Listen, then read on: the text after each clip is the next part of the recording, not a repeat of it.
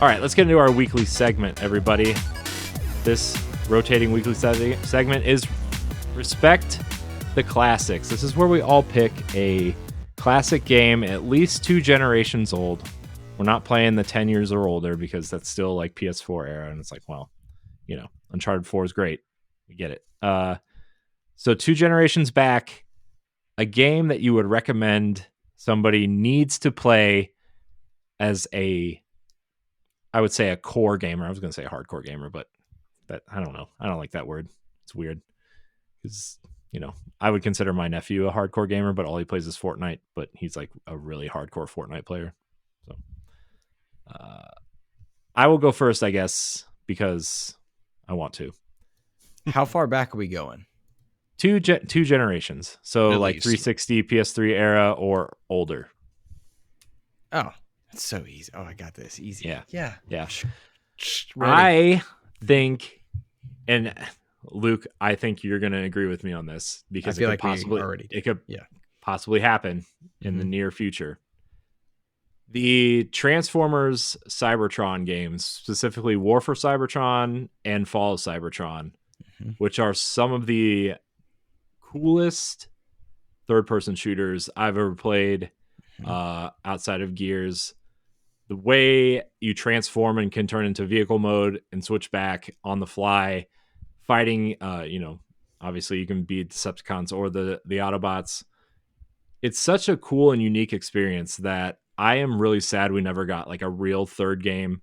We did get that Rise of the Darkspark game, which kind of tried to merge the Cybertron and the movie universes together, and it was not very good. But those 2 games in particular, and Hasbro has said they would, now that because those are Activision games, and now that Microsoft owns Activision, Hasbro has said that they would like to maybe see those games be revived, and that would be great to see Xbox kind of pursue that for, Game Pass kind of backwards compatibility. I know they had Xbox One SKUs of those games at one point for a little bit, but I think everybody needs to play those Cybertron Transformers games. They are excellent. Great choices. Yeah. I would say Fall of Cybertron is better, the second one, but the first one is 3-player co-op multiplayer, which is also really cool, which is one of the sad features that was cut from the second game, but I would say overall Fall of Cybertron is better in my opinion, but they're both great. High Moon Studios. Man. Now they're on Call of Duty. Yeah, they're not the same studio. You could put the name back on it, but they wouldn't be the same game studio anymore. It's okay. Luke, what about you? So make sure I have the idea right. These are our tentpole games that we think everyone should kind of have in their core memory from the 360 PS3 era. Yeah, or before. Okay. Or before. You could go back like original Super Mario Brothers. I think everyone should play Mario 3. Yeah, but Okay, so I'm gonna go just for the sake of discussion. I'm gonna stick with the 360 PS3 era. Cool. Just because I think that's a great time. To me, that was one of the coolest times in games, and I wonder if it has to do with my age or not. I can't quite tell. But I feel like a lot of great games happened year after year, 2007 to 2008, 2009, just hits. So I think Red Dead Redemption is one of the pillar titles from that era that I think people could really enjoy. I know they did the re-release for PS5, but it's not remastered. It's like this weird uptick that the FPS boost on Xbox is still better than. So like they did this weird kind of re-release to showcase. Maybe it was PS4. Feel free to fact check me. But nonetheless, Red Dead Redemption was a special core memory game from that era, for sure. We also were gifted with the Arkham franchise in that time, which I think I talked in our pre-show. Arkham is very special to me. I think Arkham Asylum. Oh, there's thunder. Sorry, guys. Arkham Asylum is a fantastic pillar title that is a core memory for me, and I think a lot of people. If you've not experienced the genesis of the modern superhero genre, like before Spider-Man, there was Arkham. and that was just how good the Arkham series was, and it really stepped up Batman video games and superhero video games in a way that The Dark Knight and Batman Begins did for movies, and the MCU did for movies. So I want to say that one. And then I had one other one, and I lost it. It's gonna come back to me. So I'll let somebody else hop in. Well, when it comes back, you just blurt it out. It'll be fine. It'll be fine. Pat, what about you? Man, I have one that I was gonna go with the NES, but maybe I should stick with theme here and go with the 360 era. They convinced me to go the theme, so I changed my game. Look, Pat, you can do whatever you want. Okay, no one's stopping you. I am going with the theme. We got an Xbox guy here today. We're gonna talk about Xbox games. All right. Oh, I don't know if I can do that. No. I was just thinking with the era. PS3 had PS3's. It's not a core memory game, but like I bought a PS3 for Metal Gear Solid 4, which unfortunately you have to play every other game to understand. But the gameplay was incredible and unrivaled in Metal Gear Solid 4. Well, I'm gonna go with the best collaboration between an American company and a JRPG, Lost Odyssey. Yes. That was the end. It was like the beginning of the end of classic JRPGs. It was still in Hironobu Sakagushi's like heyday. Like he's still running off of the vibes of his last Final Fantasy X. But he was trying to move on to his Mistwalker company. And they had a deal struck with Xbox, so we got a game called Blue Dragon first, which was okay, but it had pacing issues. But then we also got Lost Odyssey, and that was like a pinnacle of like old school JRPG with some awesome storytelling. Yeah, I love the immortal, like the story of the immortals. I love the whole vibe of that game. Love it. LeRon, what about you? I'm going with inFamous for the PS3. Nice. Like that was and I'm going with the original game specifically, even though I enjoyed like the Infamous 2 as well as the Festival of the Damned, the side game, I guess you can call it.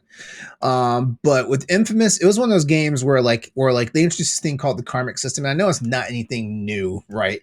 But basically, like you can become your own superhero, and that's really what the game was. That's really what Sucker Punch was going for back when they did this. Like they were going for make your own superhero, and basically, unlike like Mass Effect, for example, where you could straddle the line and be both Renegade and Paragon. Like inFamous was pushing you to be all in on one side or whatnot and stuff like that, and that was something that was really refreshing. Also, like the art style that the first game introduced, because the second game, and of course Festival of the Damned, like they definitely had their own unique art style to it, but there was something like really. It was almost gritty and almost like dark comic book like style for that first inFamous game. And playing with Cole, and like dealing and like learning how he's dealing with his powers and stuff, and like seeing like all the duality that's going on, because not just him like struggling to be like a good guy or a bad guy, but also duality of like some of his partners, because you had that guy Zeke who's just like a hillbilly fuck up. You had Agent, was it Quo? I think it was Quo might have been the second game. I'm not sure, but you basically had like she was I want to say she was CIA or something. She was trying to investigate like the origins of the accident that started the whole superpower thing going on.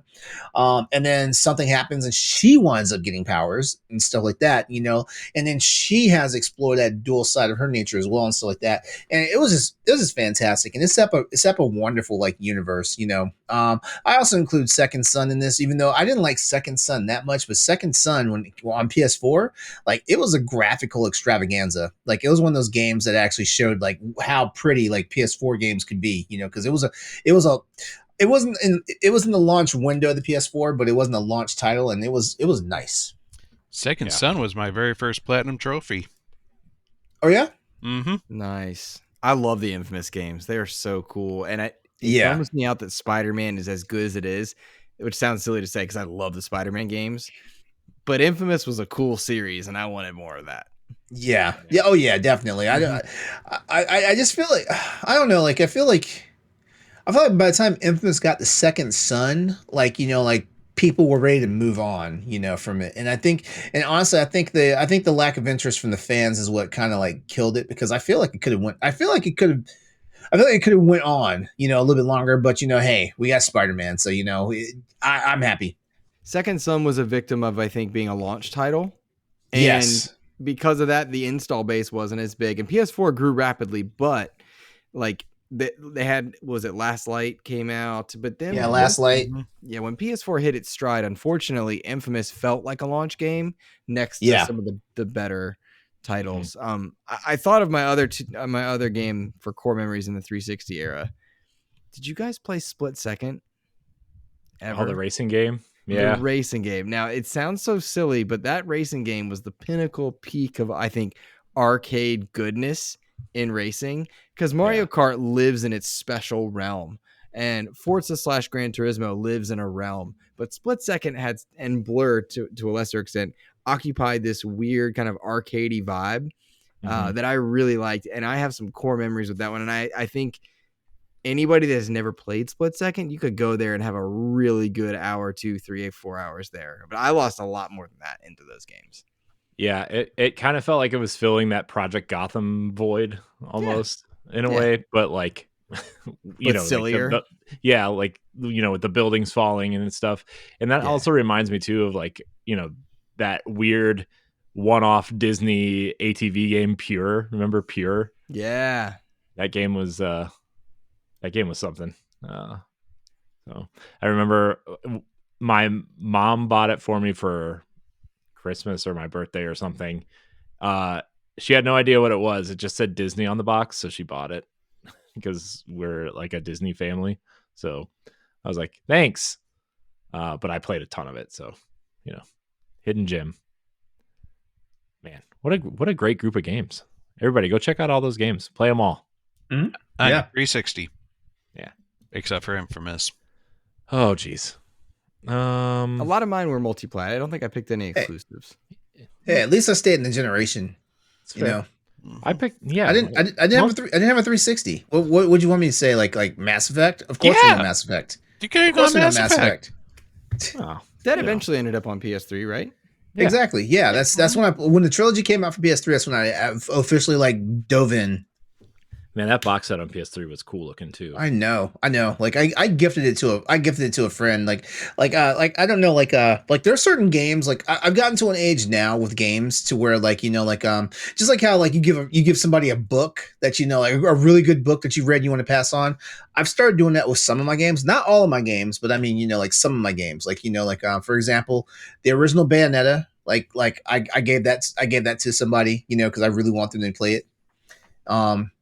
And just the Mass Effect. I gave the entire Mass Effect trilogy to somebody, and they've tried to give it back to me. I was like, no, like it's yours. Like do what you will with it.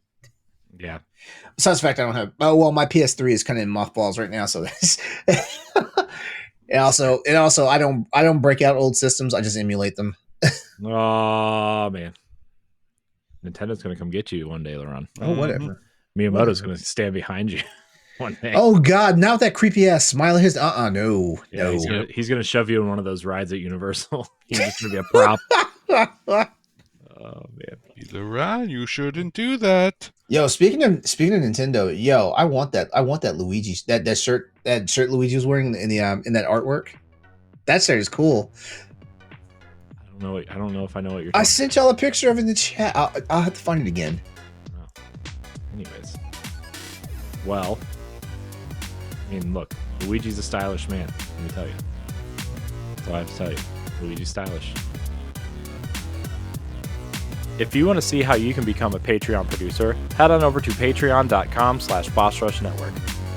The Patreon producers for this month are Adriel Munger, Austin Campbell, Celeste Roberts, Christian S., Sana Dierig, Francisco Santillan, Matthew Keel, and Todd Oxtra. Thanks for your continued support of the Boss Rush Network.